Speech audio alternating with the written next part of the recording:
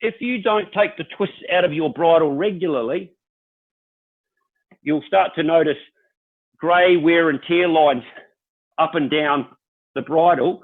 That's as the bridle's twisted and the pilot chute's collapsing during opening, the kill line's rubbing on the inside and it creates friction burns. Okay, it's just like a line burn on the inside, and eventually those line burns or friction burns will start to open up the weave, and the pilot chute bridle starts to come apart.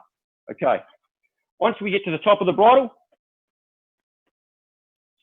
stand gently on the bag, don't stomp on it, just straighten your bridle out. Now, what I normally see people do is grab hold of their handle on their pilot chute as hard as they can, and then stretch and drag like they're trying to tow a truck. Okay, by doing that, you stress the two bar tacks that hold the handle on. Most of them are only held on with two bar tacks, and all of the reinforcing tape around the top of the pilot chute. You'll start to see the weave and the material start to open at the corners of the reinforcing. It's because you're dragging on it all the time. People often say to me, oh man, I've only done 150 jumps on this pilot chute, and there's a lot of wear around the cap. If you're pulling on the pilot chute like that and stretching by the handle, then you are damaging your pilot chute, okay?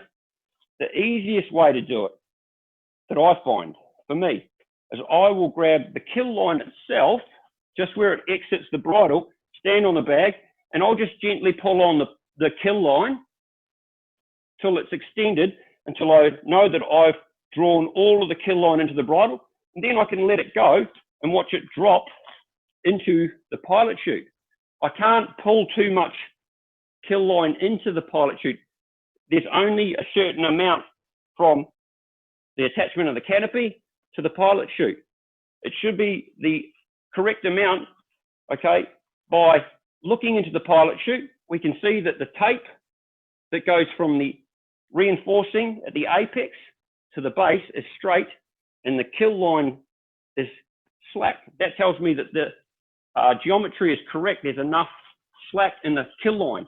If you've drawn on the kill line and you let it go, and the line is tight, and the apex tape, I don't know if you, give me a thumbs up if you can actually see the apex tape in here. That's this white tape here. Can you see it?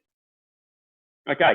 If the white tape in there is slack or got a bow in it like this, and the kill line is straight, then your pilot chute kill line has shrunk, and the pilot chute is not operating at 100%. It's not fully open, all right? So we need to have it so that extending the kill line, the pilot chute should sit with the tape straight and slack in the kill line. How do I inspect the material? Most of the pilot chutes that I see are black. It's quite easy. We've got fluoro lights. We've got lights in here. If you're at the drop zone and you want to check your pilot chute, turn and face the sun, lift your pilot chute up towards it, and then look through the material of your pilot chute. All right. If you look through the material at a light behind it, you can see if there's any damage.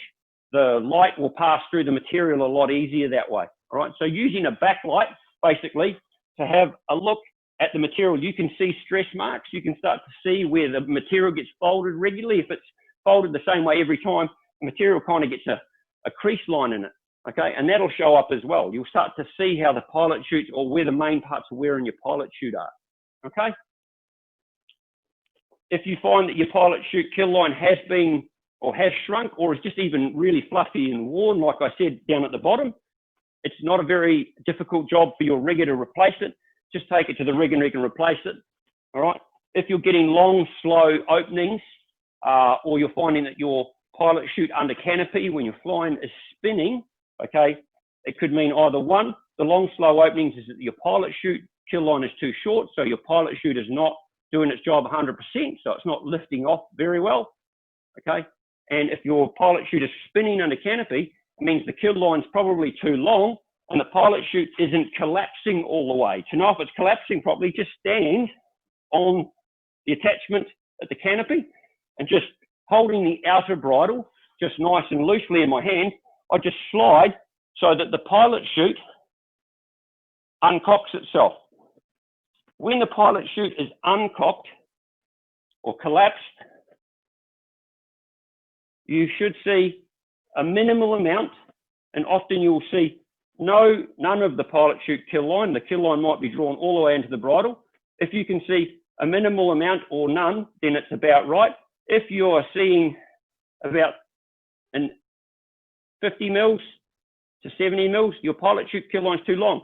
And this is the reason why you see pilot chute spinning. Just a bit of air's getting in there and it's unbalancing the pilot chute, and that's why the pilot chute spins up and creates that twisting that is so annoying when you get down. Again, it's not a hard job for your rigger to correct that, all right? But there is a balance between too long and too short. All right, any questions on the pilot chute? Everybody's happy with that?